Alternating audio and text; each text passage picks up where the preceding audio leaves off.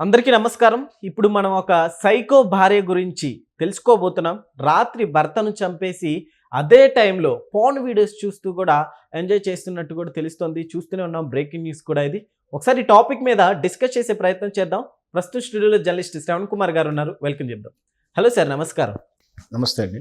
Yes sir, ఎంత దారుణం! భర్తని చంపేసి అంటే చంపేశారు, నెక్స్ట్ ఏమన్నా చేయాలి కానీ పోర్న్ వీడియోస్ చూడడం ఏంటి? ఇదెక్కడ ఆనందం?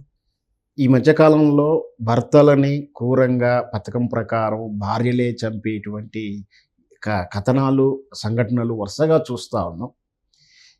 దీని అన్నిటికీ కారణం ఏంటంటే అడిషనల్ మెరిటల్ అఫైర్స్, అంటే వివాహేతర సంబంధాలు. ఎంత బాధ అవుతుందంటే భర్తని చంపడానికి భార్యలే చాలా సైలెంట్గా పథకం ప్రకారం క్రియల్ మైండ్ తోటి ప్లాన్ వేసి ఏమి ఎరగని నంగనాచిలా బిహేవ్ చేస్తున్నట్టు కథనాలే అన్ని వరుసగా వస్తున్నాయి. ఒక సంఘటన చూసాం, హనీమూన్ తీసుకెళ్ళి అక్కడేదో చంపాలని ప్లాన్ చేశారు.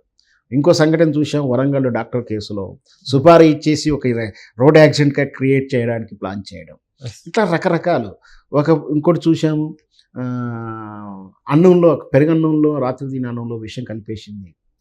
ఇది కూడా అలాంటిదే. ఇది గుంటూరు జిల్లాలో జరిగినటువంటి సంఘటన. అక్కడ మాధురి అనే ఆవిడ తన భర్త శివనాగరాజ్ అనుకుంటా పేరు, అతడు భార్య, వాళ్ళిద్దరూ భార్యాభర్తలు. ఆమెకు అక్రమ సంబంధం ఏదో ఏర్పడింది. సార్, ఇక్కడ 20 ఏళ్ల వైవాహిక జీవితం అని కూడా తెలుస్తోంది. అంతగా దీని అంతటికి అక్రమ సంబంధమే కారణం అంటారా?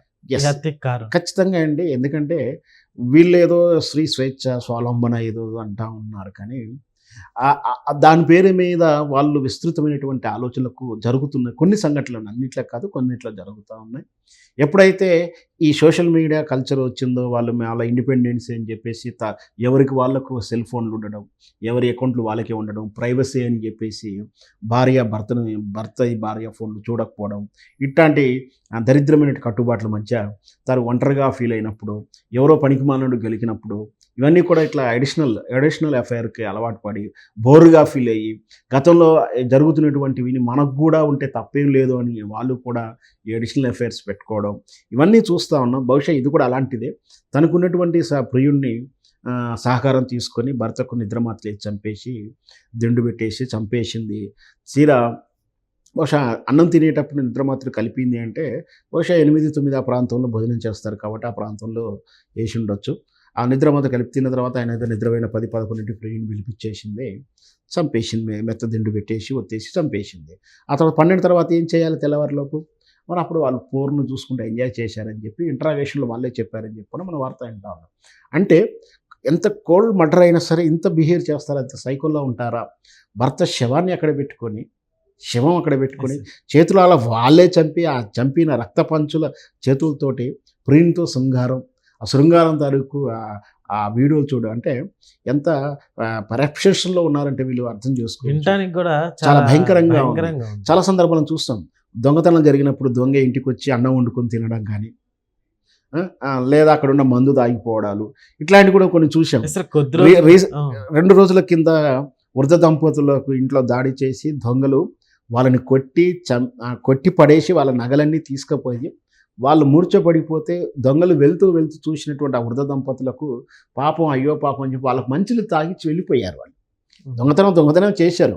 ఆ వృద్ధ దంపతులకు మంచినీళ్ళు తాగి వెళ్ళిపోవడం వల్ల వాళ్ళ ప్రాణాపాయం నుంచి బయటపడ్డారు. అంటే వాళ్ళ ప్రాణం పోశారు వాళ్ళు. అంటే మానవతా దృక్పథం చూపించారు. దొంగతనమే కేసే. అంటే ఇట్లాంటి సంఘటనలు మనం చూస్తూ ఉంటాం.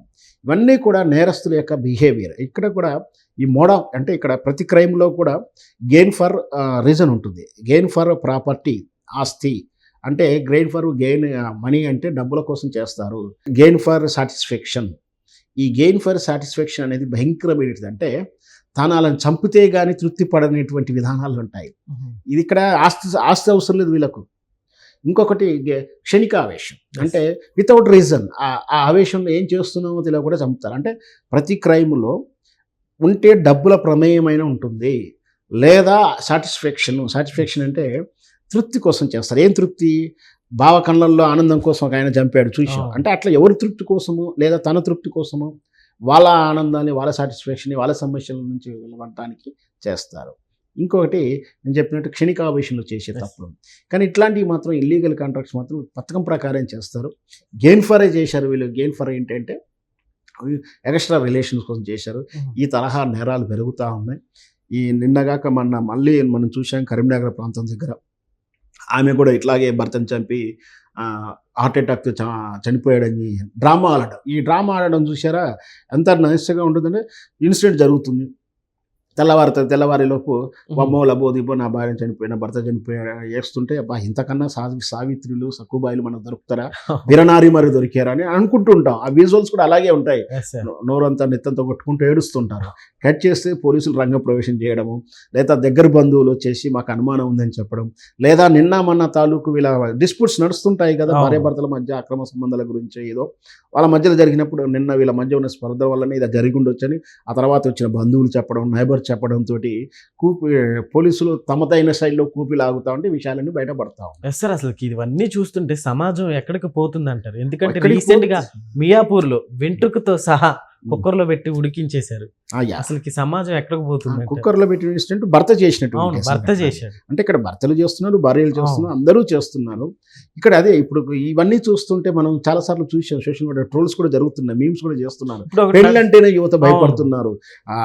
ఆ ఇంట్లో డ్రమ్ ఉందా అని కూడా చూస్తున్నారు, డ్రమ్ములో పాతి పెడుతున్నారా, హనీమూన్ పోవాలంటే భయపడుతున్నారు, వాళ్ళని పెళ్లి చేసుకోవాలంటేనే దడదలాడుతుంది అంటున్నారు. అంటే ఇక్కడ పెళ్లి అంటే ఒకరికి నమ్మకం కూడినట్టు సంసారాలు విధానాలు, అట్లాంటిది ఇట్లా ఎడిషనల్ లైఫ్ స్టైల్ రావడం, ఇండిపెండెన్సీ రావడం. అంటే భర్త లేకున్నా నేను బతకగలుగుతాను, భార్య కాకపోతే నాకు ఇంకా నలుగురు కావాలని ఇతను అనుకోవడాలు, ఇవన్నీ వెరసి ఇదంతా కూడా ఫ్యామిలీ లైఫ్ డిస్టర్బ్ చేస్తున్నారు, ఫ్యామిలీ కల్చర్ డిస్టర్బ్ అవుతున్నది.